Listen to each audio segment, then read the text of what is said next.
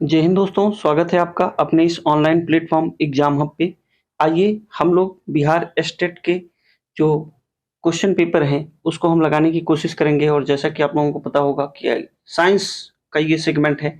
विज्ञान वर्ग में हम लोग जो महत्वपूर्ण सवाल हैं बीपीएस बिहार में जो स्टेट का पेपर होने वाला है, प्रीवियस ईयर पेपर को आधार बनाकर हम लोग कुछ महत्वपूर्ण प्रश्नों को हल करेंगे। और आप लोग भी इसका जो है अपने से जवाब दीजिए कि देखिए कितने सवाल सही हो रहे हैं। बहुत ही महत्वपूर्ण सवालों को हम लोग लेके आए हैं, तो एक-एक करके हम लोग चीज़ों को देखेंगे। और जो भी चीज़ें समझ में नहीं आ रही हैं, अगर आप लोगों को कन्फ्यूज़न लगता है तो आप कमेंट में पूछ सकते हैं चीज़ों को। और अगर क्लास अच्छी लगेगी भैया तो चैनल को सब्सक्राइब करिएगा, लाइक, शेयर, सब्सक्राइब करते रहिएगा। चलिए शुरुआत करते हैं। क्वेश्चन कह रहा है, सभी जैव यौगिक का अनिवार्य मूल तत्व है नाइट्रोजन, ऑक्सीजन, कार्बन और गंधक। सवाल समझिए कि कह रहा है सभी जैव यौगिकों का अनिवार्य मूल तत्व क्या है जैविक यौगिकों का। तो आप बताएंगे C is the right answer. Carbon जो होता है ये अनिवार्य मूल तत्व माना जाता है। अच्छा, नाइट्रोजन की बात करें तो नाइट्रोजन इन्वायरमेंट में 76% के आसपास पाया जाता है। और ये जो है इन्वायरमेंट में 76% पाया जाता है। और इसकी मात्रा ज़्यादा होने के कारण जो वायुमंडल में ये जो ज्वलनशील पदार्थ हैं या कह सकते हैं कि आग लगने की संभावना कम हो जाती है। क्यों? क्योंकि नाइट्रोजन की मात्रा ज़्यादा है। और आपको पता होगा कि नाइट्रोजन एक अक्रिय गैस के रूप में प्रयोग की जाती है। और नाइट्रोजन की बात करें तो टायरों में, वायुयान के टायरों में भी प्रयोग की जाती है। कई बार विद्युत बल्बों में भी इसका प्रयोग किया जाता है। ऑक्सीजन की बात करेंगे तो ऑक्सीजन 21% के आसपास एनवायरनमेंट में पाई जाती है। ये भी सवाल पूछा गया है एग्जाम में। चलिए अगला सवाल देखेंगे हम लोग। कह रहा है सभी जैव यौगिकों में सार्वधिक आवश्यक मूल तत्व। सार्वधिक की बात करेगा तब भी भैया ये आंसर क्या होगा? B is the right answer, carbon ही होगा। अगला सवाल देखेंगे हम लोग। ये सब सवाल इतने बार पूछे गए हैं एग्जाम में। अब देखिए हाइड्रोकार्बन, आप लोगों के सिलेबस में एक टॉपिक है हाइड्रोकार्बन के अणुभारों के बढ़ते अनुक्रम के अनुसार निम्नलिखित में से कौन सा सही क्रम है? मीथेन, एथेन, प्रोपेन और ब्यूटेन। आपने पढ़ा होगा एल्केन, एल्कीन और एल्काइन। तो उसी में जो एल्केन की बात कर रहा है तो इसमें पूछ रहा है एल्केन में कौन कौन सा बढ़ते क्रम में है? मीथेन, एथेन, प्रोपेन और ब्यूटेन। इसका जो राइट आंसर है वो क्या होगा? A is the right answer. A is the right answer. आपने पढ़ा होगा एल्केन, एल्कीन और एल्काइन। फार्मूला भी पूछ देता है कई बार। एल्केन, एल्केन, एल्कीन और एल्काइन। एल्काइन इनका फार्मूला पूछ देता है भैया। तो CnH2n+2। तो अगर जो है कार्बन की मात्रा मान लेते हैं कि हम 1 रखते हैं तो इसमें 2 n की मात्रा अगर हम 1 रखते हैं तो यहाँ 2 1 के 2 + 2 ऐसे ही फार्मूला चलता है। और एल्कीन में CnH2n होता है और एल्काइन में CnH2n+2 -2 होता है। इस फार्मूले को भी याद रखिएगा, एग्जाम में पूछा जाता है। तो मीथेन, एथेन, प्रोपेन और butane is the right answer. अगला सवाल देखेंगे हम लोग। क्वेश्चन कह रहा है प्रथम विश्व युद्ध में निम्नलिखित में से किस एक रासायनिक आयुध के रूप में प्रयोग किया गया था? प्रथम विश्व युद्ध में 1914 से 18 तक चला था।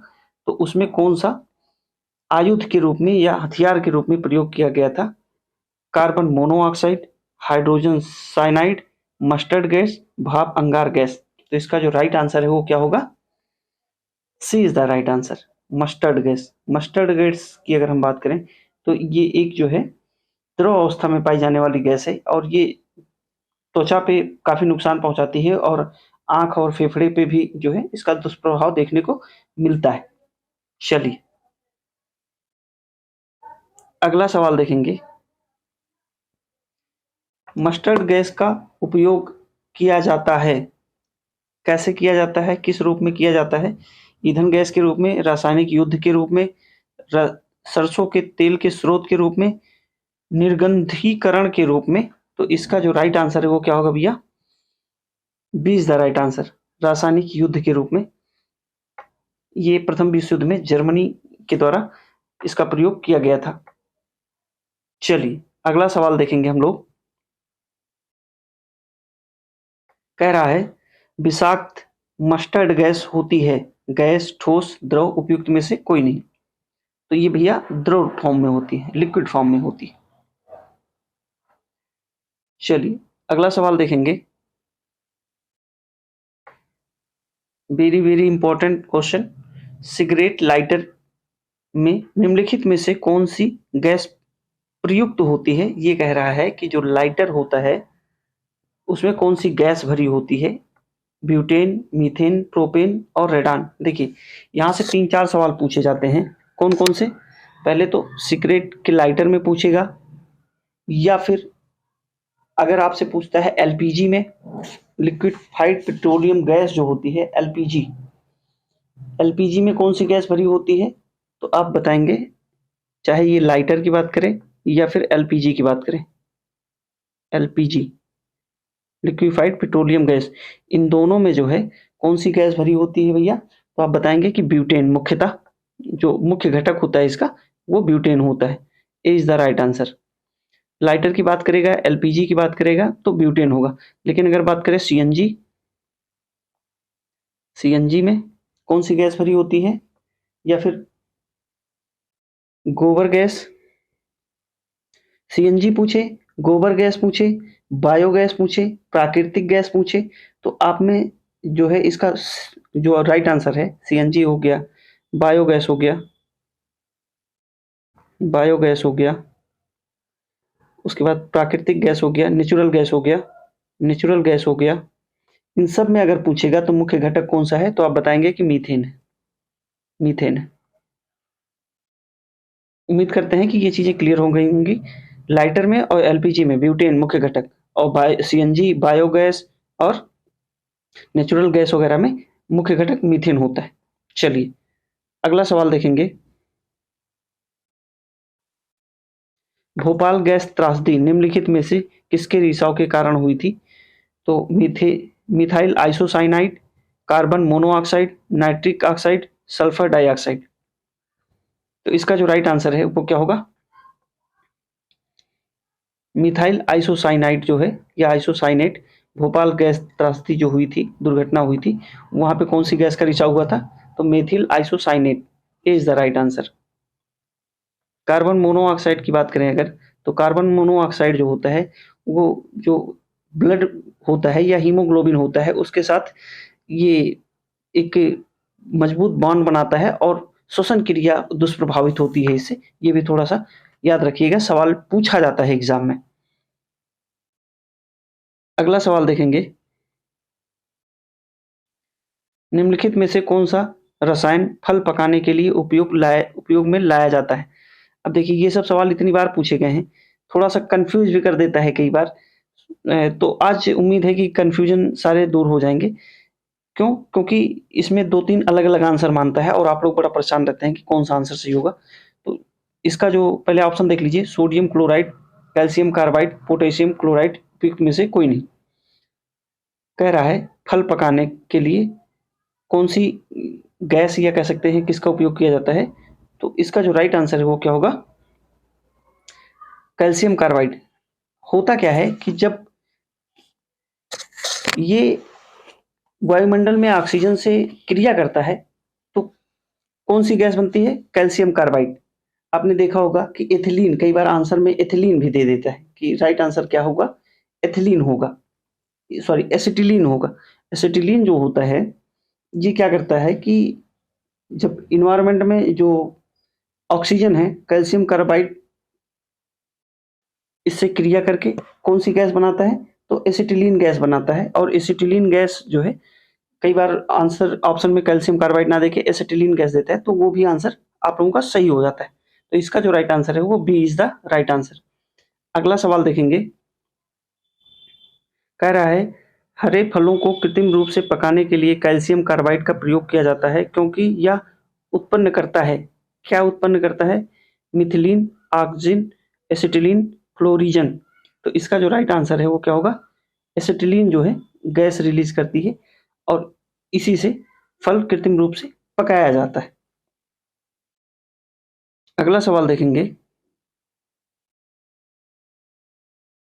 निम्नलिखित में से कौन फलों के पकाने में बढ़ावा देता है, carbon dioxide, sulphur dioxide, nitrogen, ethylene. तो कई बार एसिटिलीन आंसर होता है, कई बार एथिलीन आंसर होता है, तो इसका जो राइट आंसर है वो क्या होगा, D is the right answer. तो 3-4 सवाल यहाँ से बनते हैं। अगर एथिलीन ऑप्शन में होगा तो आप एथिलीन मारेंगे, ऑप्शन बेस्ड सवाल होते हैं ये। अगर एथिलीन नहीं है, एसिटिलीन है, तो आप एसिटिलीन को आंसर मानेंगे। और तीसरा जो मानता है कि अगर एथिलीन और एसिटिलीन नहीं है तो कैल्शियम कार्बाइड को आंसर मानेंगे। तो ये 3 चीजें थी जो यहाँ से अलग अलग सवाल पूछ देता है। चलिए अगला सवाल देखेंगे, फोटोग्राफी में उपयोगी तत्व कौन सा है। तो आपका आंसर क्या होगा, silver nitrate, silver bromide, sulphuric acid, citric acid. Citric acid तो भैया सिरके में पाया जाता है, सिल्वर ब्रोमाइड होगा, B is the right answer. B is the right answer. Photography में सिल्वर ब्रोमाइड जो है उपयोगी तत्व होता है, तो इसको भी थोड़ा सा याद रखिएगा। साइट्रिक एसिड सिरके में पाया जाता है। लैक्टिक एसिड भी पूछा जाता है, लैक्टिक एसिड किस में पाया जाता है, दूध में पाया जाता है। तो ये सब सवाल पूछे गए हैं एग्जाम में। तो भैया आज इतना ही रखेंगे। अगर ये सेशन आपको अच्छा लगा हो तो चैनल को प्लीज सपोर्ट करिएगा, और अगली क्लास में हम लोग फिर कुछ नए सवालों के साथ उपस्थित होंगे। चलिए आज इतना ही रखेंगे, लगे रहिए, अभी समय है 2-4-6 दिन जो बचा है उसको यूटिलाइज करिए, अच्छे से रिवीजन करते रहिए, पुरानी चीज़ों को ही पढ़िए, नई चीज़ों को पढ़ने की जरूरत नहीं है। लगे रहिए। और कट ऑफ आप लोगों को पता होगा कि कट ऑफ कितना नंबर लाना है 150 में, 150 में कितना नंबर लाना है भैया, तो आप बताएंगे कि 75 नंबर लाना है। 150 में आपने नोटिफिकेशन अगर पढ़ा होगा, 150 क्वेश्चन या कह सकते हैं 150 नंबर जो है इसमें कितने लाने हैं, 75। तो 75 नंबर तो आ ही जाएगा, 75 नंबर लाना है आपको, निगेटिव मार्किंग है नहीं। एकदम आराम से रिलैक्स मोड में पढ़िए और एस्टेट का पेपर दे के आइए। चलिए आज इतना ही रखेंगे, अगली क्लास में मिलेंगे, तब तक के लिए जय हिंद।